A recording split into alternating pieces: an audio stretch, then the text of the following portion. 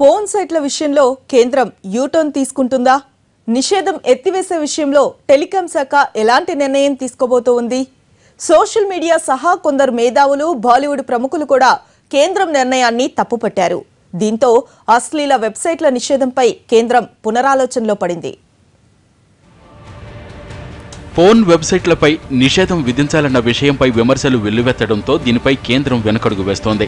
అశ్లీల సైట్లపై నిషేధాన్ని ఎత్తివేసే యోచనలో ఉంది.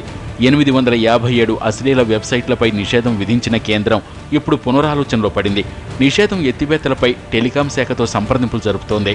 అశ్లీల వెబ్సైట్లపై సుప్రీంకోర్టు గతంలో ఇచ్చిన తీర్పును కూడా పరిగణలోకి తీసుకుని దీనిపై నిర్ణయం తీసుకునే అవకాశం ఉంది. పోన్ సైట్లను నిషేధిస్తే వాటితో పాటు వైద్య, విజ్ఞాన రంగాలకు సంబంధించిన కీలక సమాచారం కూడా గల్లంతవుతుందనే వాదనలు వినిపిస్తున్నాయి.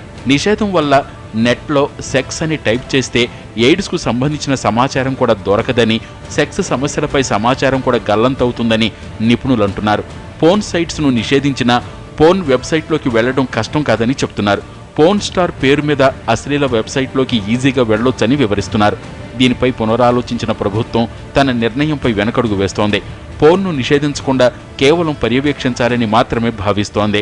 మరోవైపు 2013 నుంచి పోన్ సైట్స్పై సుప్రీంకోర్టులో కేసు నడుస్తోంది. చైల్డ్ పోర్న్పై చర్యలు తీసుకోవాలని కోర్టు ఆదేశించింది. ఇందులో భాగంగానే చర్యలు తీసుకుంటున్నామని ప్రభుత్వ వర్గాలు విమర్శలపై వివరణిచ్చాయి. మొత్తం మీద పోన్ సైట్స్ను పూర్తిగా నిషేధించడం సాధ్యం కాదనే వాదనలు, విమర్శలతో యూటర్న్ యోచన చేస్తున్న కేంద్రం పరిస్థితులు చేయిదాటిపోకుండా జాగ్రత్త పడుతోంది.